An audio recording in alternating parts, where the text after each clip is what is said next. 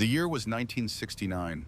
The place was Edwards Air Force Base, California, a stretch of flat, sun-scorched desert where America had tested its most daring flying machines for decades. On this particular August morning, a small crowd gathered near the runway. Engineers, mechanics, a handful of reporters with cameras slung around their necks. They had come to witness something that most people thought was impossible. A man named Darrell Greenemeier was about to attempt what no pilot had achieved in 30 years. He was going to break the world speed record for propeller-driven aircraft. The record had stood since 1939, set by a German Messerschmitt racing plane that had screamed across the sky at 469 miles per hour. For 3 decades, that number had remained untouched, unbroken, a monument to German engineering that no American, no British pilot, no one in the world had managed to surpass. But Greenemeier believed he had the machine that could do it. It was not a sleek modern design. It was not a cutting-edge experimental aircraft built with the latest technology. No, the airplane sitting on that desert runway had been designed 26 years earlier during the darkest days of World War II. It was a Grumman F8F Bearcat, a fighter plane that was supposed to be America's secret weapon against Japan.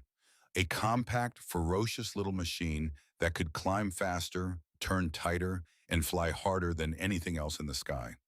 But here is the tragedy that haunted the Bearcat from the day it was born. It never fired a single shot in combat. The war ended before it could prove itself. And for a quarter century, the Bearcat remained nothing more than a question mark. A what if? A legend built on theory and test reports, but never on the blood and fire of actual battle. Now, on this blazing California morning, Darrell Greenemeier was about to change that. He climbed into the cockpit of his modified Bearcat, a machine he had spent 3 years perfecting. The engine roared to life. 3,000 horsepower, more power than the original designers had ever imagined. The airplane began to move. Faster, faster.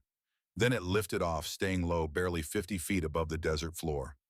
The crowd watched as the Bearcat became a blur, a streak of blue and silver racing across the horizon. First pass, 483 miles per hour. Second pass, 476 miles per hour. Average speed, 479.96 miles per hour. The German record was shattered. And somewhere in the great beyond, the men who had designed this airplane 26 years earlier finally had their answer. The Bearcat was exactly what they had built it to be, the fastest propeller-driven fighter the world had ever seen. But how did we get here? How did a small team of engineers on Long Island create something so extraordinary? And why did fate deny them the chance to prove it when it mattered most, to understand that we need to go back? Back to a time when America was fighting for its survival. Back to 1943, when a single test flight in England would change everything. This is the story of the Grumman F8F Bearcat, the most perfect fighter plane that never fought. Summer 1943. The war was not going well. Oh, the tide was beginning to turn, certainly. The disaster at Pearl Harbor was nearly 2 years behind them. American factories were churning out tanks and planes and ships at a pace that would have seemed impossible just a few years earlier. The sleeping giant had awakened, and it was angry. But Leroy Grumman knew something that most Americans did not. He knew that winning a war was not just about building more weapons than the enemy. It was about building better weapons. And in that race, America was not as far ahead as people believed. Leroy Randall Grumman was 48 years old in the summer of 1943. A tall, thin man with graying hair and the sharp, calculating eyes of an engineer. Before he had founded his aircraft company in 1929, he had been a Navy pilot and an aeronautical engineer. He understood airplanes the way a surgeon understands the human body. Every rivet, every wire, every subtle interaction between metal and air. His company, Grumman Aircraft Engineering Corporation, had grown from a tiny operation in a converted garage to become the United States Navy's most important supplier of fighter planes. The stubby little F8F Wildcat, introduced in 1940, was still battling Japanese Zeros across the Pacific. Nearly 8,000 had been built. It was not the fastest or most glamorous fighter in the world, but it was tough, reliable, and it could take off from the deck of an aircraft carrier. Now a new design was rolling off the assembly lines. The F6F Hellcat, bigger, more powerful, armed with 6 heavy machine guns and enough armor to survive hits that would have torn the Wildcat apart.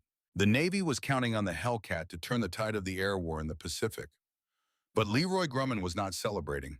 He stood on the balcony of his office at the Bethpage plant on Long Island, watching the endless activity below. Thousands of workers moving between assembly lines, the thunder of rivet guns, the whine of machinery, a symphony of American industrial might. And yet something gnawed at him. He turned to his partner Leon Swerble, who had joined him on the balcony. Jake, as everyone called him, was the opposite of Leroy in almost every way. Where Leroy was reserved and analytical, Jake was loud, charismatic, and deeply connected to the workers on the factory floor. They had been partners since the beginning, and their differences had always been their greatest strength.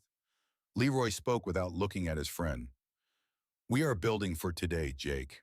But what about tomorrow?" Jake raised an eyebrow. "The Hellcat is going to be a killer. You know that."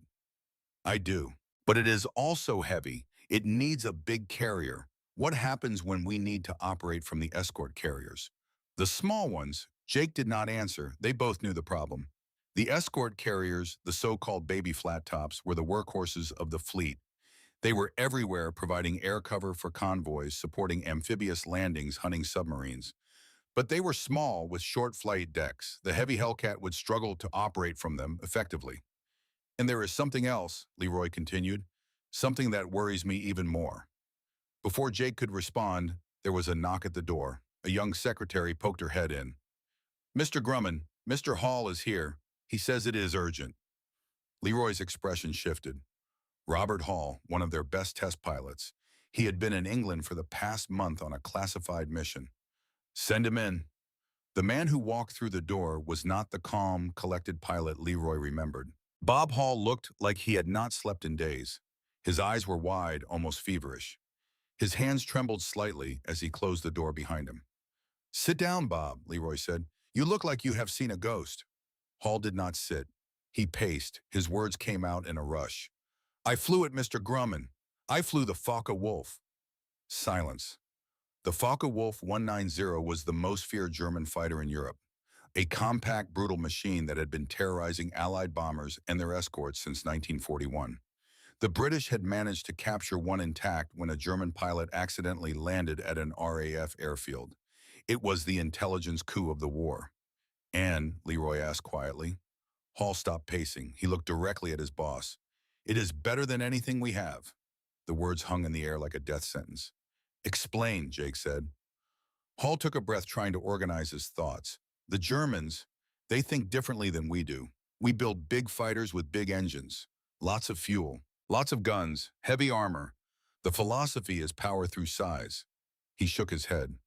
"The Focke-Wulf is the opposite. It is small, compact. They took the smallest possible airframe and wrapped it around the biggest possible engine. The result—" He paused, searching for the right words. "The result is a monster. It climbs like nothing I have ever flown. It turns tighter than it has any right to. And it is fast. Faster than our Wildcats. Faster than our Lightnings. Maybe faster than the Hellcat." Leroy's jaw tightened. "And if the Japanese have something similar, then we are in serious trouble," Hall said flatly. "Our boys are going to die." The room fell silent. Through the window, the sounds of the factory continued. Hammers, drills, the voices of workers, the machinery of war grinding forward. But inside that office, something had shifted. Leroy Grumman walked to his desk. He pulled out a sheet of paper and began to write. "Jake," he said without looking up, "cancel my meetings for the rest of the week. Bob, I want you here tomorrow morning with everything you remember about that German plane. Every detail, every specification, every impression." "What are you planning?" Jake asked. Leroy finally looked up. His eyes had changed. There was a fire in them now, a determination. "If the Germans can build a small fighter with a big engine, then so can we. But we are going to do it better." He wrote a single word at the top of the page. Bearcat. "We are going to build the fastest, most lethal carrier fighter the world has ever seen. And we are going to do it before the Japanese figure out what we are doing." Jake and Bob exchanged glances. "Is that even possible?" Jake asked. Leroy did not smile. He rarely did. "I do not know, but we are going to find out." October 1943. The conference room on the second floor of the Grumman plant was thick with cigarette smoke and tension. Around a long wooden table sat the best aeronautical minds that Leroy Grumman had ever assembled. Engineers, designers, mathematicians, men who had spent their careers pushing the boundaries of what was possible in aviation. At the head of the table, Leroy stood beside a large blackboard covered in numbers and sketches. "Gentlemen," he began, "I am going to ask you to do something that many of you will consider impossible." He tapped the blackboard with a piece of chalk. "Target weight, 8,750 pounds. That is nearly 4,000 pounds lighter than the Hellcat." Murmurs around the table. "Engine, the Pratt & Whitney R2800 Double Wasp, at least 2,100 horsepower." More murmurs. The R2800 was a massive 18-cylinder radial engine, one of the most powerful piston engines ever built. It was already being used in the Hellcat, the Corsair, and the Thunderbolt. "Top speed," Leroy continued, "over 420 miles per hour. Rate of climb, at least 4,500 feet per minute." Now the murmurs turned to outright disbelief. William Schwendler, the vice president of engineering, spoke up. His voice was calm, but his expression was skeptical. "Leroy, what you are describing is an aircraft smaller than the Wildcat, but with twice the power. The stress on the airframe would be enormous. The wings alone—" "I know," Leroy cut him off. "That is why I am asking for the impossible." He looked around the room. "The Germans have already proven it can be done.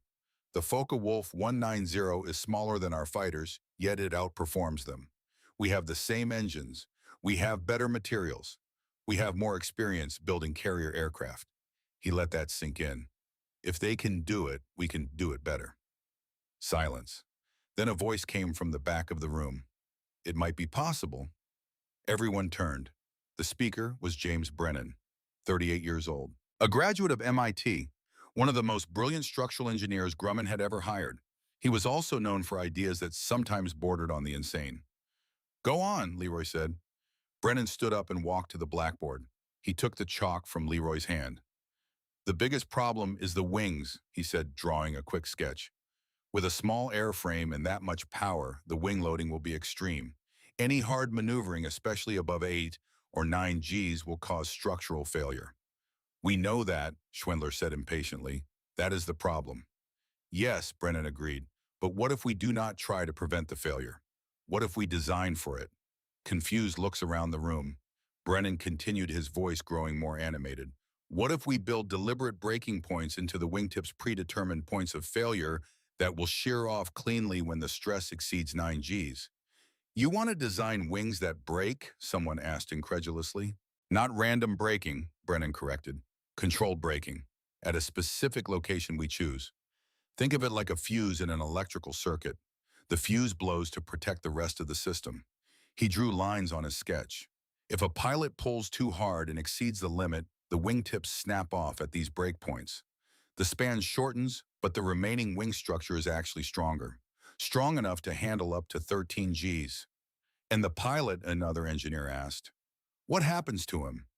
"The pilot survives," Brennan said simply. "He loses some lift, some maneuverability, but he keeps his aircraft. He keeps his life, and he can still fly home." More silence. Then Leroy Grumman did something rare. He smiled. "That," he said quietly, "is exactly the kind of thinking we need." He turned to the room. "I want 3 design teams working around the clock. Brennan, you are in charge of the wing structure. Schwendler oversee the overall airframe. I want preliminary drawings in 2 weeks." He paused at the door. "Gentlemen, the Navy is counting on us. The pilots fighting in the Pacific are counting on us. Do not let them down." The months that followed were a blur of sleepless nights and impossible deadlines. In a corner of the Bethpage plant, a small team worked in near secrecy on Project Bearcat. Security was tight. Only those directly involved knew the full scope of what they were attempting. Jim Brennan spent weeks perfecting his breakaway wingtip design. The concept was simple in theory, but devilishly complex in execution. The wingtips had to separate cleanly both at the same time without unbalancing the aircraft or striking the tail. He developed a system of explosive bolts connected to G sensors that would blow simultaneously when the stress exceeded the threshold.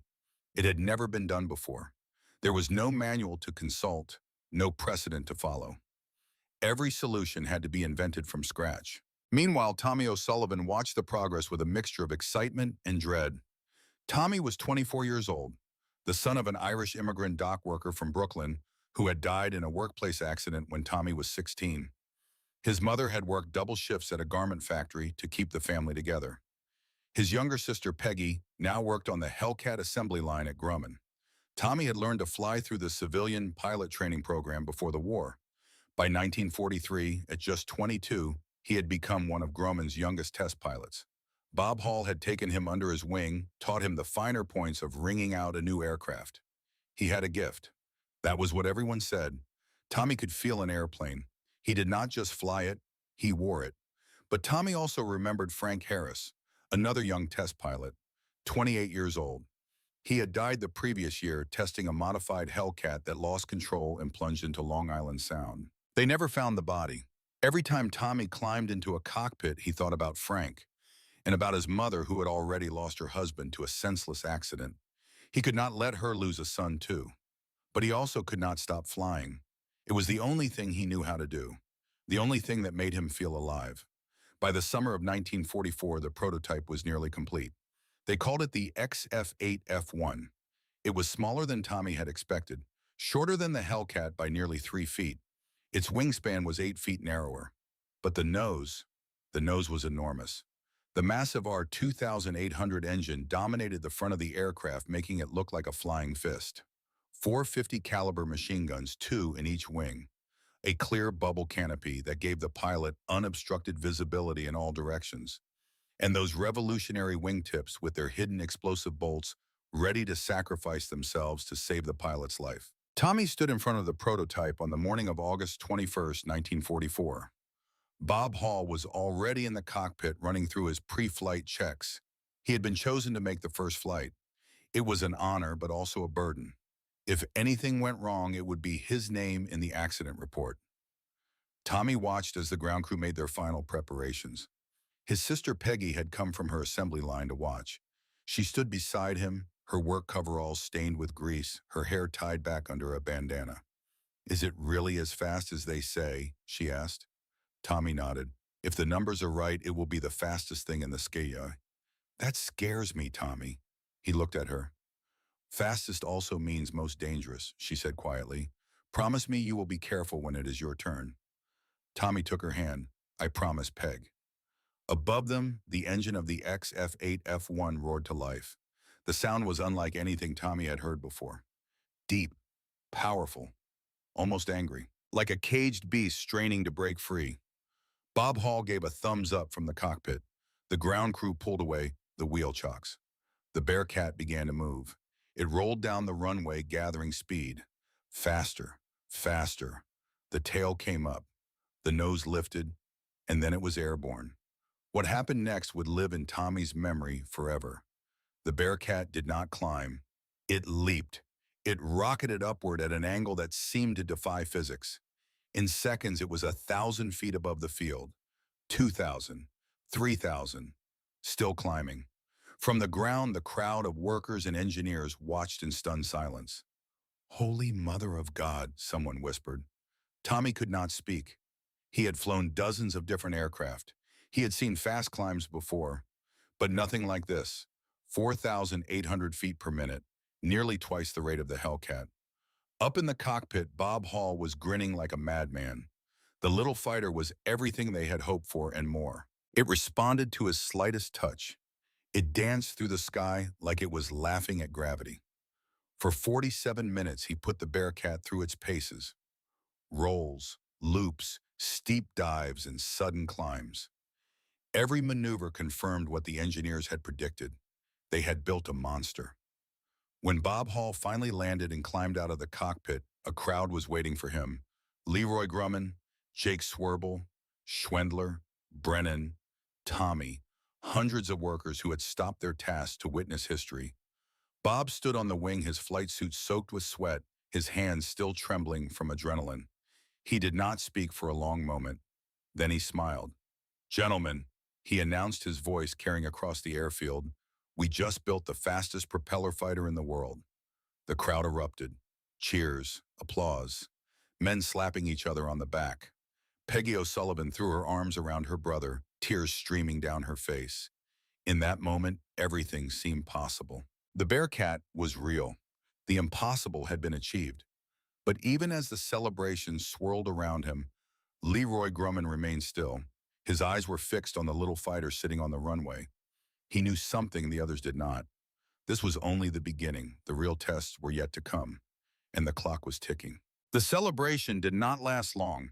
3 days after that triumphant first flight, Bob Hall sat in Leroy Grumman's office with a face that told a different story. The excitement was gone.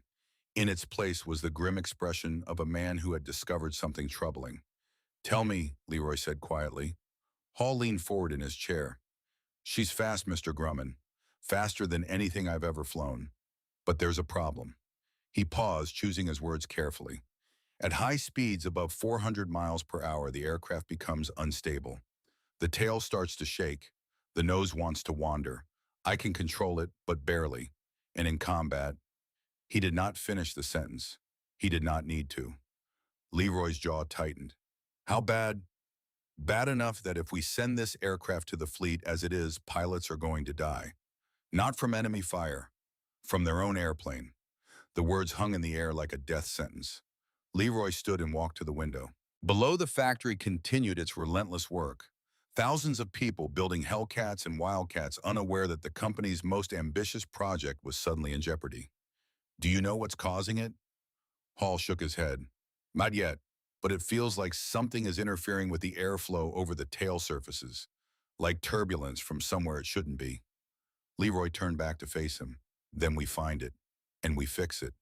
And if we can't," Leroy's eyes hardened, "that is not an option, Bob.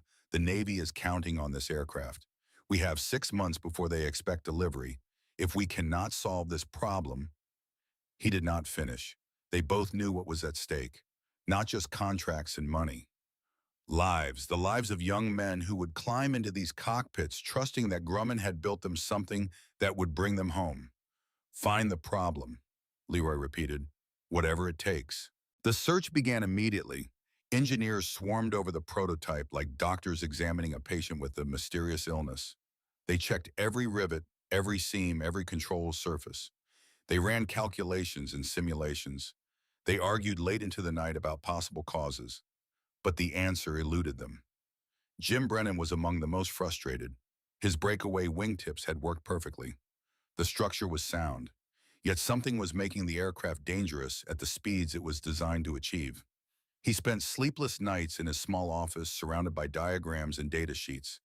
His wife brought him meals that sat untouched until they grew cold. His children forgot what their father looked like. One night, nearly 3 weeks after the first flight, Brennan sat alone in his office at 2 in the morning. The ashtray on his desk overflowed with cigarette butts. His eyes burned from staring at numbers that refused to make sense. On the desk in front of him was a broken pencil. Someone had pressed too hard while writing, and it had snapped at its weakest point. Brennan stared at that broken pencil for a long time. Then he sat up straight. The weakest point. He grabbed a fresh sheet of paper and began sketching furiously. The R-2800 engine generated enormous amounts of heat. That heat had to go somewhere. It was expelled through oil cooler vents located on the sides of the fuselage just behind the engine cowling. On the Hellcat, those vents were positioned low beneath the wing. The hot exhaust escaped downward away from the aircraft's control surfaces. But on the Bearcat, with its compact design and shortened fuselage, the vents had been placed higher, above the wing line, and the hot air they expelled.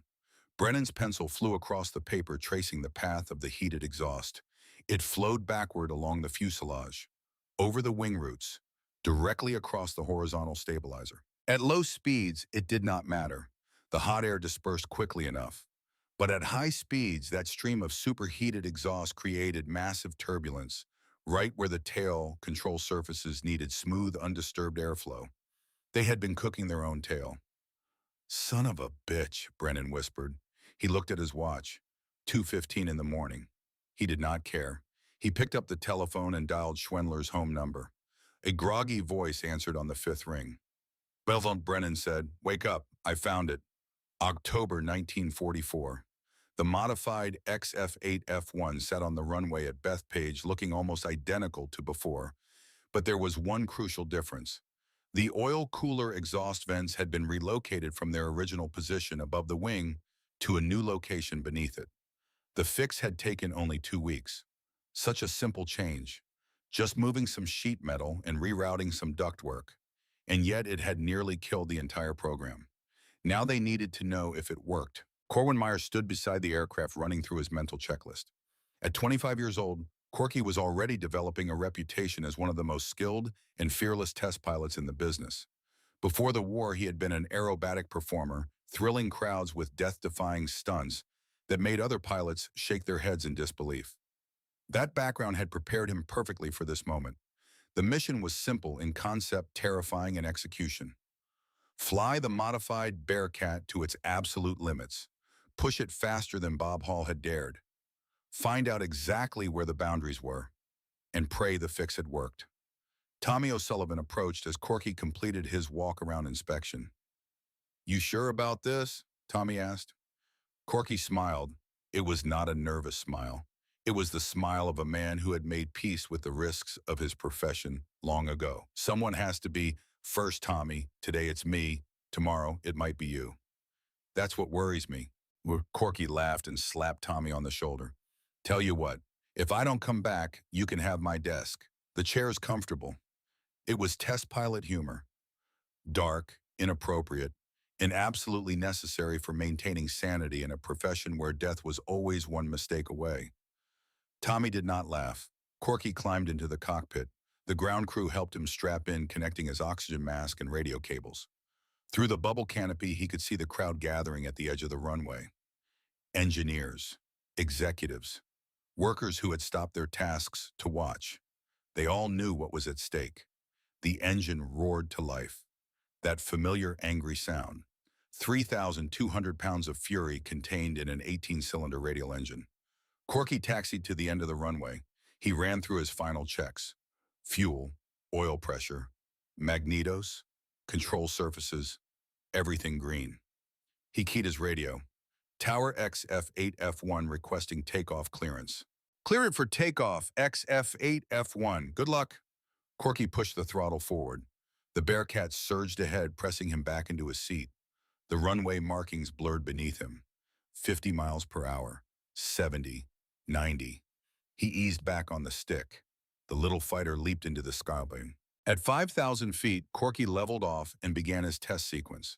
The aircraft had been fitted with dozens of temperature sensors along the fuselage wings and tail surfaces. Every reading would be transmitted back to the ground where Jim Brennan and his team watched nervously. "Beginning speed tests," Corky announced over the radio. "Current airspeed 250 miles per hour. All normal."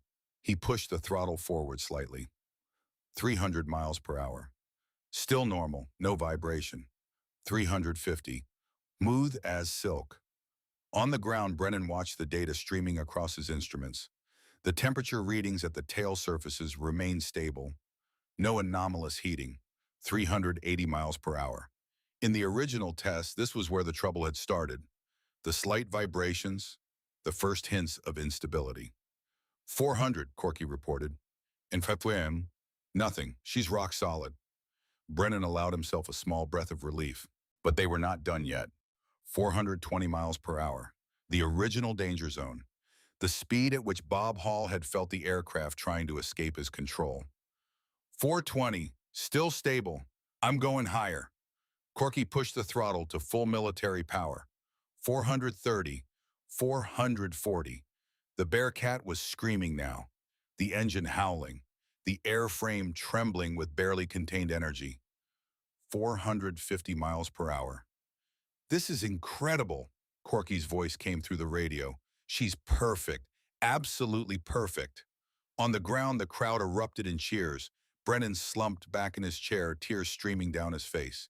His wife would later tell him that she had never seen him cry before, not even at his father's funeral. But they were not tears of sadness. They were tears of relief, of vindication, of pure, overwhelming joy.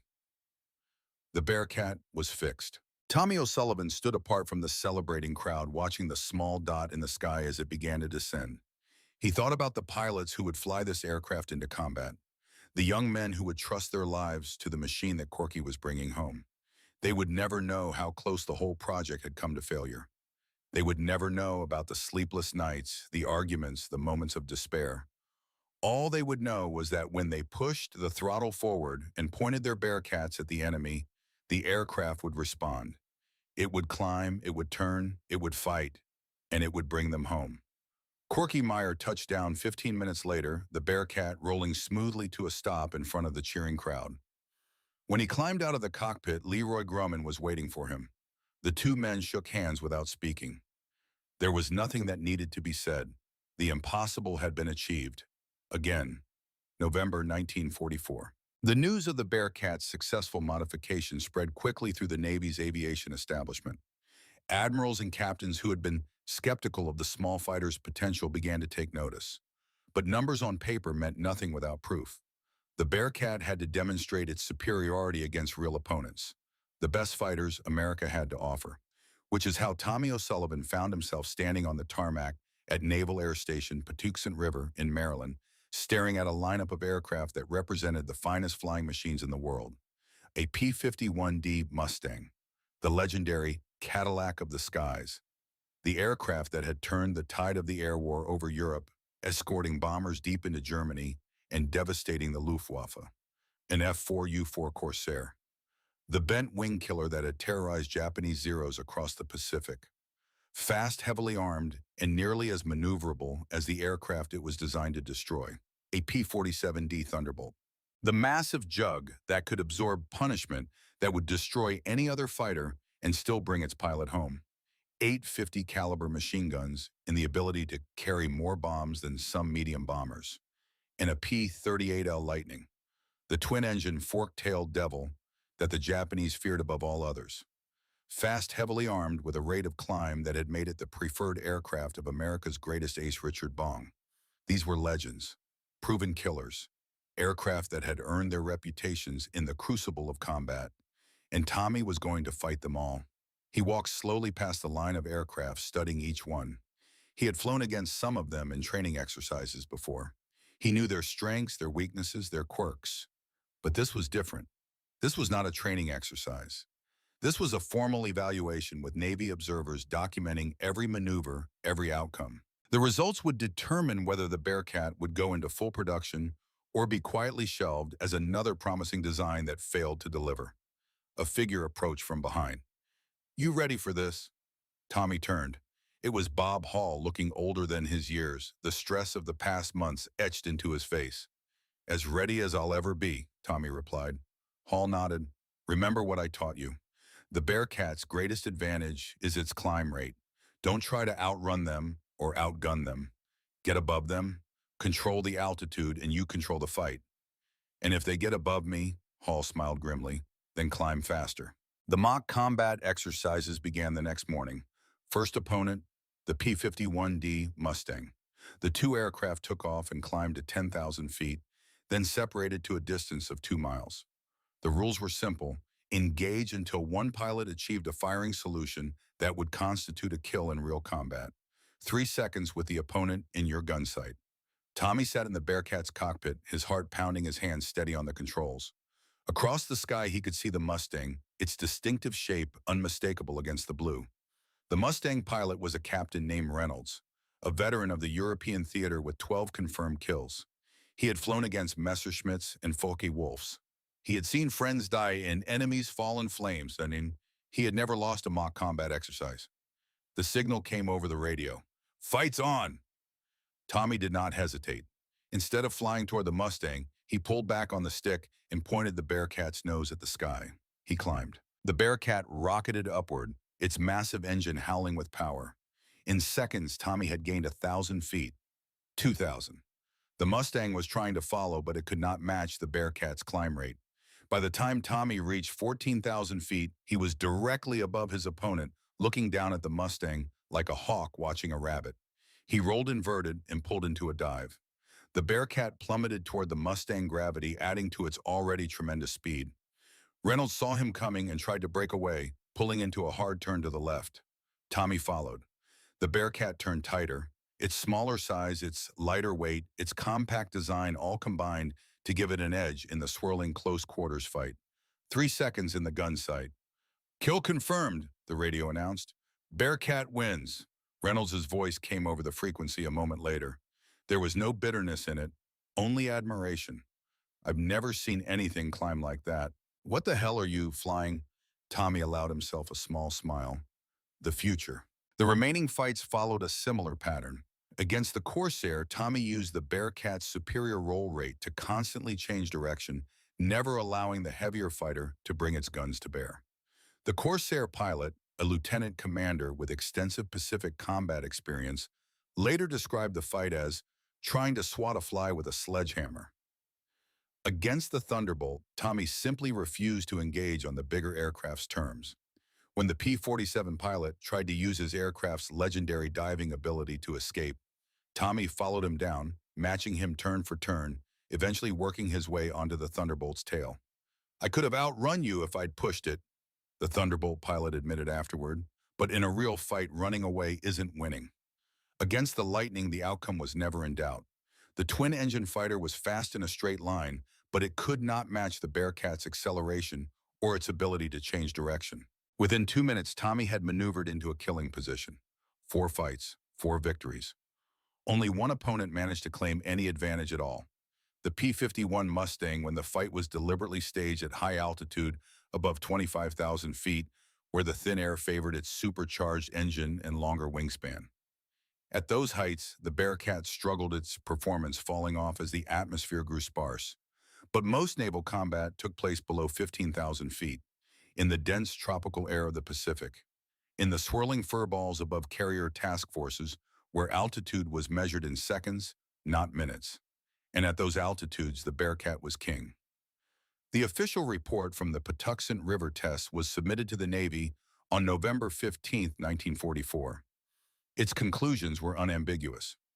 The F8F Bearcat demonstrates superior performance to all current American fighters at low and medium altitudes. Rate of climb, turning ability, and acceleration are best in class.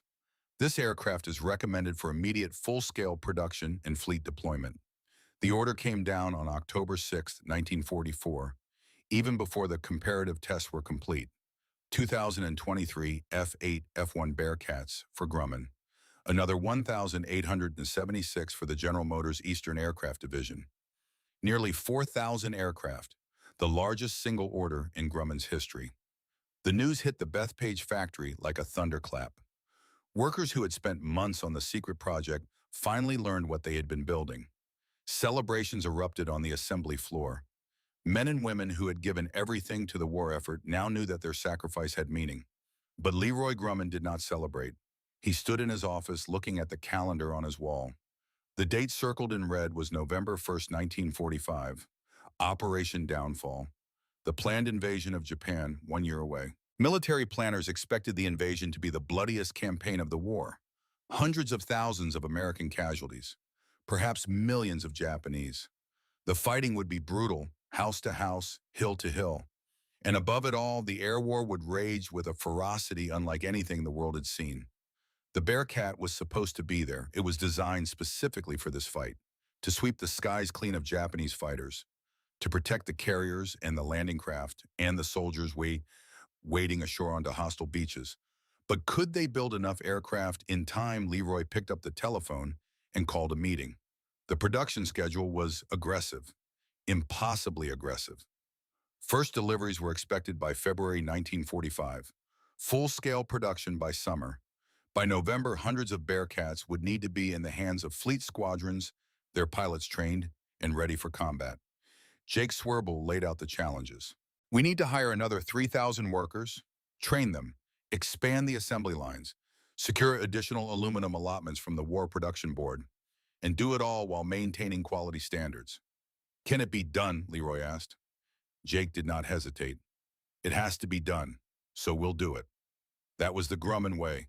No excuses, no complaints, just results. The hiring began immediately. Men and women poured through the factory gates, retired machinists who had thought their working days were over, teenagers fresh out of high school, mothers whose husbands were fighting overseas. Anyone who could hold a rivet gun or read a blueprint. Peggy O'Sullivan found herself promoted from the Hellcat line to a supervisory position on the new Bearcat assembly area. At 22 years old, she was responsible for a team of 30 workers, most of them older than she was. "You've got good eyes and steady hands," her foreman told her, "and the workers trust you. That's what matters." She worked 12-hour shifts 6 days a week. Her hands grew calloused from handling tools and parts. Her eyes ached from inspecting welds and seams. But every time she felt tired, every time she wanted to quit, she thought about Tommy. Her brother was going to fly these aircraft. Her brother's life would depend on the work she did. She would not let him down. February 1945. The USS Charger pitched and rolled in the gray Atlantic swells. A winter storm had swept through the day before leaving the sea angry and the deck slick with ice.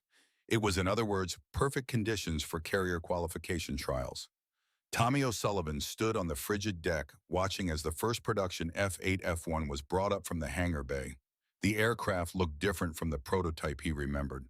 Slightly larger vertical tail for improved stability, broader horizontal stabilizers, hard points under the wings for bombs and rockets. But the essential character remained: compact, powerful, predatory. The Bearcat was ready for war. Over the next 3 days, Tommy and a team of test pilots put the production aircraft through its paces. Takeoffs in crosswinds that would have grounded lesser aircraft. Landings on a deck that heaved and tilted like a living thing. Touch and goes in conditions that pushed both man and machine to their limits. The Bearcat passed every test. "She traps clean," Tommy reported to the evaluation board. "Launches smooth, handles the deck like she was born for it." By May 1945, the first operational Bearcats were being delivered to fleet squadrons. Fighter Squadron 19, designated VF-19, was among the first to receive the new aircraft. Their commander, a 34-year-old veteran named Edward O'Hare, had been flying combat missions since 1942. He had seen friends die in Wildcats and Hellcats. He knew what it meant to fly an inferior aircraft against a determined enemy. When he climbed into the Bearcat cockpit for the first time, his eyes widened. "It's like nothing I've ever flown," he wrote in his personal log. "Small but incredibly powerful. When I push the throttle forward, it leaps like a horse that's been shocked. Climbs like a rocket. Turns so tight I can almost see my own tail." He paused, then added one more line. "This is what the Zero pilots are going to face. God help them." Among the young pilots of VF-19 was a 26-year-old from Chicago named Robert Kowalski, Bobby to his friends. The son of a Polish immigrant shipyard worker, he had grown up watching aircraft fly over Lake Michigan and dreaming of one day joining them in the sky.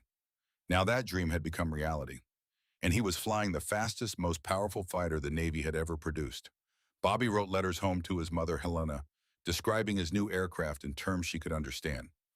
"Ma, remember that horse we saw at the county fair when I was a kid, the one that won every race by 10 lengths? That's what this plane is like. Nothing can catch it. Nothing can match it." Helena Kowalski wrote back in her careful immigrant English, mixed with Polish phrases she could not translate. "Szybki czy wolny nieważne. Fast or slow, not important. Important is you come home." Bobby folded the letter and tucked it into his flight suit pocket. He would carry it there for the rest of the war. By early August 1945, the Bearcats of VF-19 were aboard the carrier USS Langley, steaming west across the Pacific toward Japan. Operation Downfall was 3 months away. The invasion fleet was assembling. Hundreds of ships, thousands of aircraft, millions of men preparing for the final terrible battle that everyone knew was coming. The Bearcat pilots spent their days training. Mock dogfights, gunnery practice, navigation exercises. They studied maps of the Japanese home islands, memorizing the locations of airfields and anti-aircraft positions. At night, they gathered in the ready room and talked about what lay ahead. "Intelligence says the Japs still have thousands of planes," one pilot said. "Kamikazes mostly. They'll throw everything they have at us." "Let them come," another replied. "One Bearcat can handle 10 Zeros." "It's not the Zeros I'm worried about," Bobby Kowalski said quietly. "It's the new stuff, the Ki-84, the Ki-100. They say those are as good as anything we've got." Silence fell over the room. Bobby looked around at the faces of his squadron mates. Young men, most of them, some barely old enough to shave. They had trained hard, they were ready, but none of them had ever faced real combat. None of them knew what it felt like to have another aircraft trying to kill them. It doesn't matter what they flop on, Bobby said finally. We've got the best aircraft. We've got the best training, and we've got each other. He raised his coffee cup to the F-19 and to the Bearcat. May she bring us all home. The others raised their cups in response. To the Bearcat. Outside, the Pacific Ocean stretched endlessly toward the horizon, where the setting sun painted the clouds in shades of red and gold. Somewhere beyond that horizon lay Japan, and the battle that would never come. August 6, 1945. The morning began like any other aboard USS Langley. Bobby Kowalski woke at 5:30 as he always did. He washed his face with cold water, pulled on his flight suit, and made his way to the wardroom for breakfast. Powdered eggs, toast that had gone stale 3 days out of port, coffee that tasted like it had been brewed from motor oil. The usual complaints, the usual jokes, the usual nervous energy of young men preparing for a fight that grew closer with each passing day. Then the announcement came over the ship's intercom. At first, Bobby did not understand what he was hearing. Something about a new type of bomb, something about a city called Hiroshima, something about destruction on a scale that defied comprehension. One bomb, one single bomb, and an entire city had ceased to exist. The wardroom fell silent. Bobby looked around at the faces of his squadron mates. He saw confusion, disbelief, fear, and something else. Something that looked almost like hope. What does this mean? Someone asked. Nobody answered. Nobody knew. 3 days later, on August 9th, a second bomb fell on Nagasaki, and then on August 15th, 1945, the war ended. Bobby was standing on the flight deck when the news came through. He had been checking his Bearcat, running his hands along the smooth aluminum skin, inspecting the control surfaces as he did every morning. The ship's horn began to sound. One long blast, then another, then a continuous wail that seemed to go on forever. Men poured onto the deck from every hatch and doorway. They were shouting, cheering, embracing each other. Some fell to their knees and wept. Others simply stood in stunned silence, unable to process what they were hearing. The war was over. Japan had surrendered.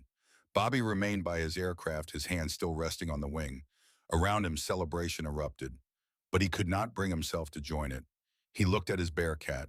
24 of them sat on the deck of the Langley, arranged in perfect rows. The fastest, deadliest fighter planes the United States Navy had ever built.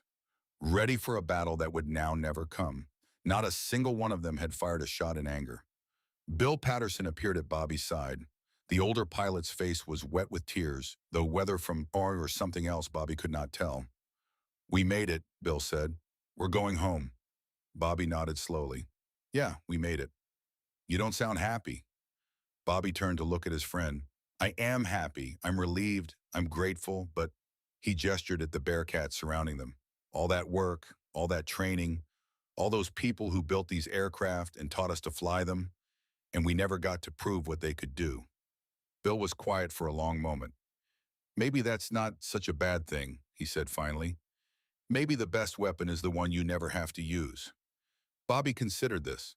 "Maybe," he said, "but I can't help wondering, what if we had arrived a few weeks earlier? What if the bombs hadn't been ready? Would we have made a difference?" Bill put a hand on Bobby's shoulder. "We'll never know, Bobby, and maybe that's okay. Some questions don't need answers. Some stories don't need endings." Bobby looked out at the Pacific Ocean. The same waters that had witnessed so much death and destruction now sparkled peacefully under the afternoon sun. Somewhere beyond the horizon lay Japan, the enemy they had trained to fight, the enemy they would never face. "Come on," Bill said. "Let's go celebrate with the others. We earned it." Bobby took one last look at his Bearcat, then he turned and followed his friend into the crowd. The news reached Bethpage on August 15, 1945, at approximately 7 p.m. Eastern Time. Within minutes, the Grumman factory had erupted in celebration. Workers poured out of the buildings, flooding the streets, hugging strangers, crying, laughing, singing. Car horns blared, church bells rang. The war that had consumed their lives for nearly 4 years was finally over. But in his office on the second floor, Leroy Grumman sat alone in the gathering darkness. He should have been celebrating. He knew that.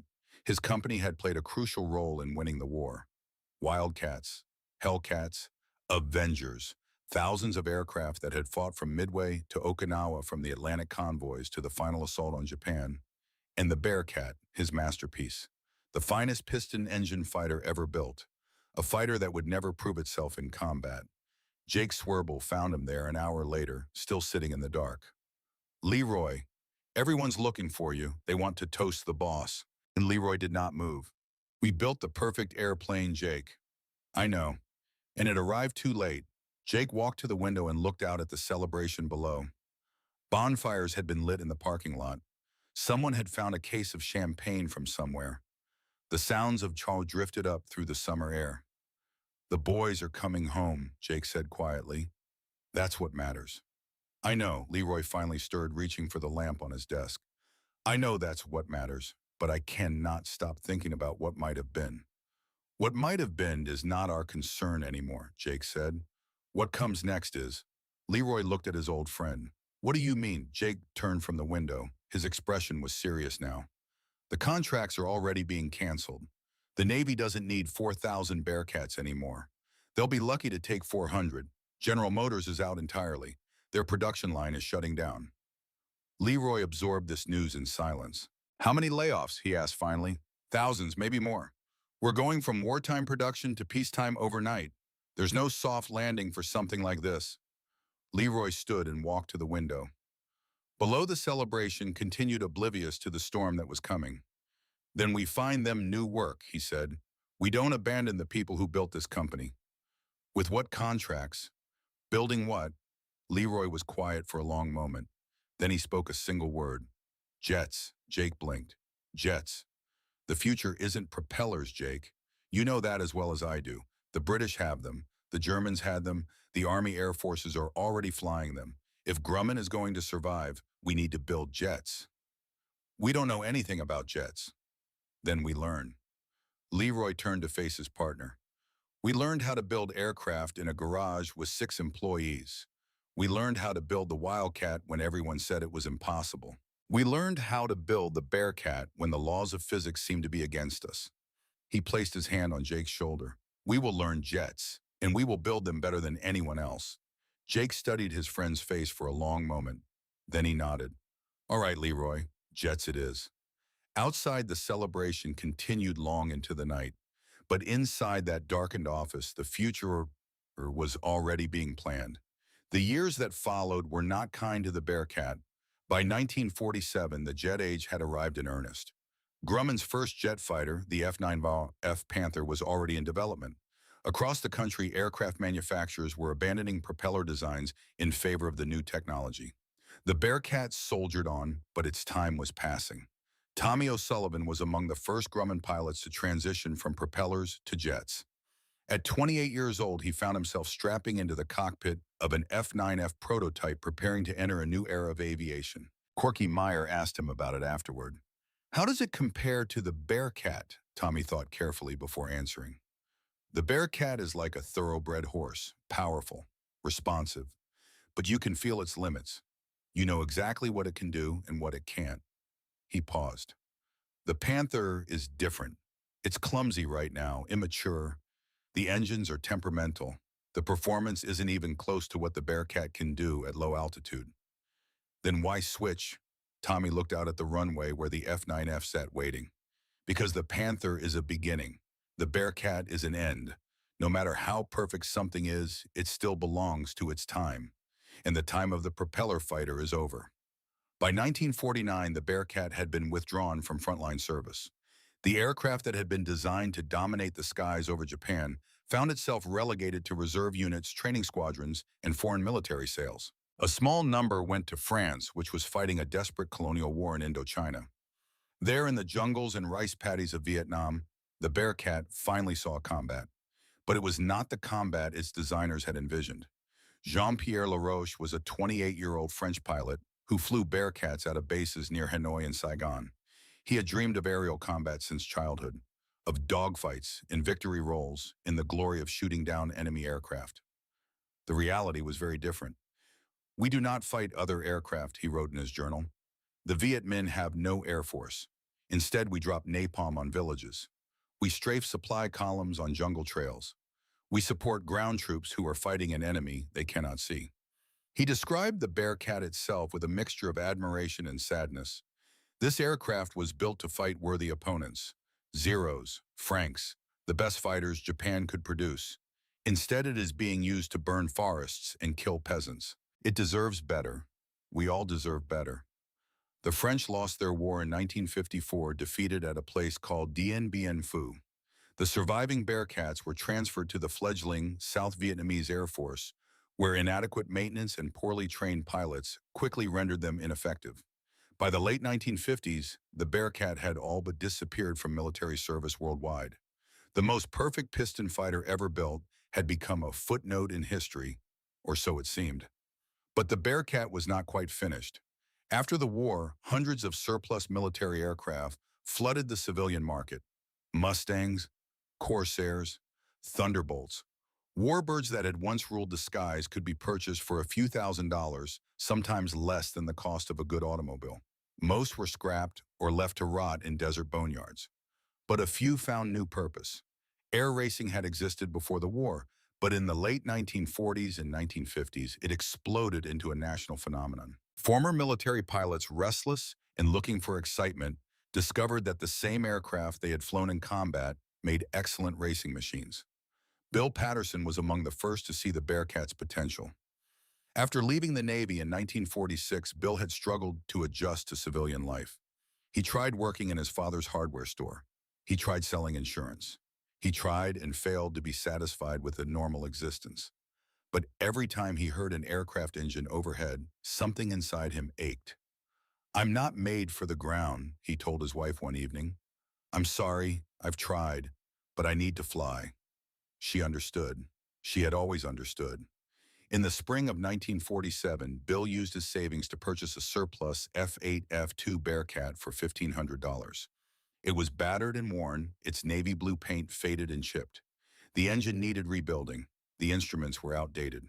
But when Bill climbed into that cockpit for the first time, he felt something he had not felt since the war. He felt alive. Over the next decade, Bill poured everything he had into that aircraft. He upgraded the engine. He streamlined the airframe. He stripped away every ounce of unnecessary weight. The Bearcat was designed to be fast, he explained to anyone who would listen. "I'm just removing the things that slow it down." By 1964, Bill's modified Bearcat was ready. He took it to the Reno Air Races, the most prestigious unlimited air racing event in the country. There, against fields of P-51 Mustangs and Hawker Sea Furies and every other fast propeller aircraft still flying, he would finally prove what the Bearcat could do. The race course was a closed circuit around pylons set up in the Nevada desert. 8 laps, roughly 60 miles.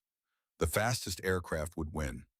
When the starting flag dropped, Bill pushed his throttle forward. The Bearcat leaped ahead of the pack. Lap after lap, he extended his lead. The Mustangs and Sea Furies fell further behind. The desert floor blurred beneath him as he carved through the turns at speeds that would have been suicidal in a lesser aircraft. He crossed the finish line nearly 30 seconds ahead of the second-place finisher.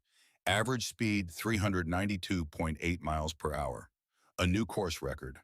For the first time since its creation, the Bearcat was being celebrated. Not for what it might have done in a war that ended too soon, but for what it could actually do right now, in front of cheering crowds and flashing cameras. Bill Patterson climbed out of his cockpit to thunderous applause. Someone asked him how it felt. 20 years ago, he said, his voice thick with emotion, "I was on a carrier in the Pacific ready to fly this aircraft into combat. The war ended before I got the chance. I've wondered ever since what might have been." He looked back at his Bearcat, its modified engine still ticking as it cooled. "Now I know. This is the fastest propeller aircraft in the world. It always was. It just took 20 years to prove it." But Bill Patterson's triumph was only the beginning. His victory at Reno inspired others. Throughout the 1960s, modified Bearcats dominated air racing, winning championship after championship. The aircraft that had been dismissed as obsolete was suddenly relevant again. And one man decided to take things further. Darrell Greenamere was a test pilot for Lockheed, a company that built some of the most advanced aircraft in the world. He had flown jets that could break the sound barrier. He had pushed experimental aircraft to the edge of their performance envelopes. But Darrell had a dream that had nothing to do with jets. He wanted to break the world speed record for propeller-driven aircraft. That record had stood since 1939, when a specially built German Messerschmitt 2095 had screamed across a measured course at 469.22 miles per hour. For 30 years, no one had touched it. The record had survived the entire war. It had survived the jet age. It had become a monument to a bygone era. Darrell believed the Bearcat could break it.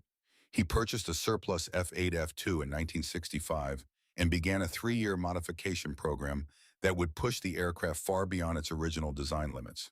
The engine was rebuilt and boosted to 3,000 horsepower, nearly 50% more than the standard power plant. A custom 4-blade propeller replaced the original 3-blade design. Every external protrusion was removed or faired over. The airframe was polished until it gleamed like a mirror. He named the aircraft Conquest I. On August 16, 1969, Darrell brought Conquest I to Edwards Air Force Base in California, the same stretch of desert where Chuck Yeager had broken the sound barrier 22 years earlier. The rules for the record attempt were strict. The aircraft had to fly a measured 3-kilometer course at an altitude no higher than 100 meters. 2 passes were required, one in each direction to account for wind. The average of the 2 passes would be the official speed. The morning was clear and calm. Perfect conditions. Darrell climbed into the cockpit. He thought about all the people who had made this moment possible. Leroy Grumman, who had dared to dream of the perfect fighter. Jim Brennan, who had solved the impossible problems. Bob Hall and Corky Meyer, who had risked their lives to test the prototype. The thousands of workers who had built each aircraft with their own hands. None of them had ever seen the Bearcat prove itself in combat.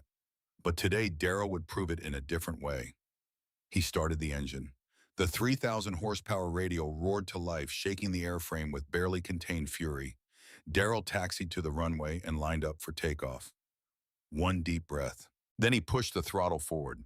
Conquest I rocketed down the runway and lifted into the sky. Darrell kept it low, barely 50 feet above the desert floor. The ground blurred beneath him. The measured course approached. First pass. He pushed the engine to its absolute limit. The airspeed indicator climbed. 400, 420, 440, 460. He flashed across the finish line and pulled up, banking hard for the return run. First pass speed 483.04 miles per hour, already faster than the German record. But he needed to do it again. Second pass. The engine was running hot now. The airframe vibrated with the strain. But Conquest I held together. Second pass speed 476.88 miles per hour. Darrell pulled up and circled back toward the airfield. His heart was pounding. His hands were shaking. The officials calculated the average, 479.96 miles per hour.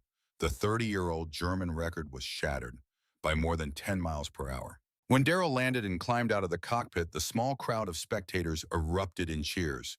Reporters rushed forward with questions.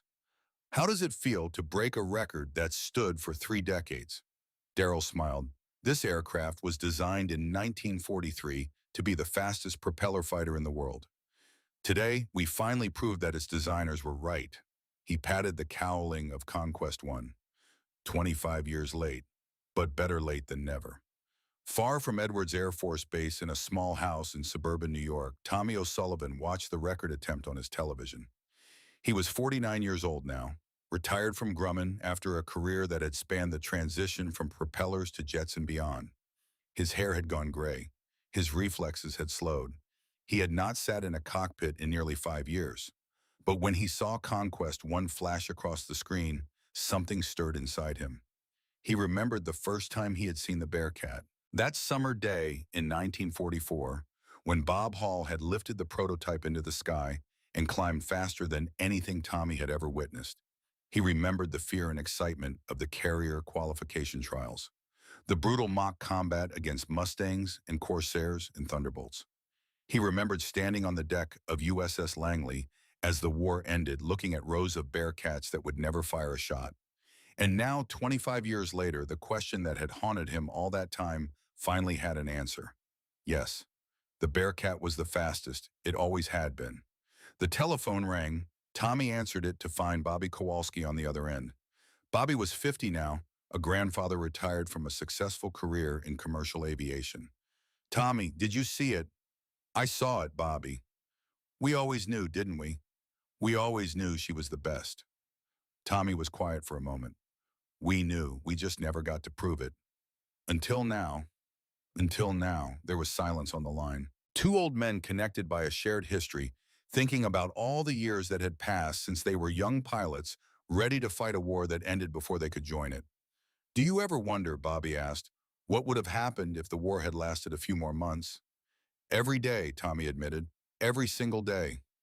Me too, Bobby paused. But you know what? I'm glad it ended when it did. I'm glad we didn't have to find out. Tommy thought about this. Why? Because this way we got to grow old. We got to have families. We got to live. Bobby's voice grew softer.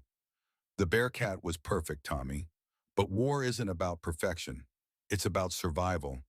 And we survived. That's what matters. Tommy looked at the television where reporters were interviewing Darrell Greenemere beside his record-breaking aircraft.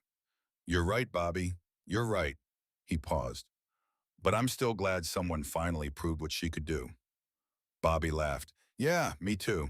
When the Grumman F8F Bearcat holds a unique place in aviation history, it was the culmination of everything American engineers had learned about building propeller-driven fighters. Compact, powerful, ferociously fast. In every measurable way, it represented the absolute pinnacle of piston engine design. And yet it never fired a shot in the war it was built to fight. That paradox has haunted aviation historians for decades. What might have happened if the Bearcat had reached the fleet just a few months earlier? Would it have changed the course of the Pacific Air War? Would it have become as legendary as the Mustang or the Spitfire? We will never know. But perhaps that is not the point. The story of the Bearcat is not really about what might have been. It is about the people who refused to accept the impossible.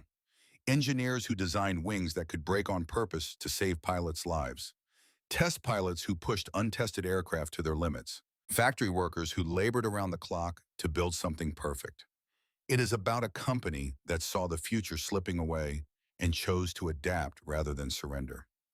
And it is about patience, about the idea that greatness does not always reveal itself immediately. Sometimes it takes years, decades, a lifetime. Darrell Greenemere's record stood until 1989 when it was broken by another modified Bearcat. That record has since been broken again, but always by aircraft descended from the same basic design that Leroy Grumman and his team created in that Long Island factory during the darkest days of World War II. The Bearcat never got its war, but it got something else, something that might matter even more. It got vindication. Today, restored Bearcats can be found in museums and air shows around the world. They still fly these 70-year-old fighters, thrilling crowds with their speed and agility. Pilots who climb into their cockpits still marvel at how responsive they are, how perfectly balanced, how alive. And somewhere, perhaps the ghosts of Leroy Grumman and Bob Hall and all the others are watching, smiling, knowing that they built something that would outlast them all. The sun sets over the Nevada desert, painting the sky in shades of red and gold. In a hangar at the edge of an old airfield, a restored F8F Bearcat sits in silence. Its paint gleams under the fading light. Its engine is cold. Its propeller is still. But it is not forgotten, and it is not finished. Because somewhere someone is always dreaming of speed, and the Bearcat is ready. It has always been ready, waiting for its moment, waiting to prove what it was born to do. The fastest propeller fighter ever built. The perfect weapon that never had to fight. The answer to a question that took 25 years to ask. F8F Bearcat. Monster, legend, champion, forever.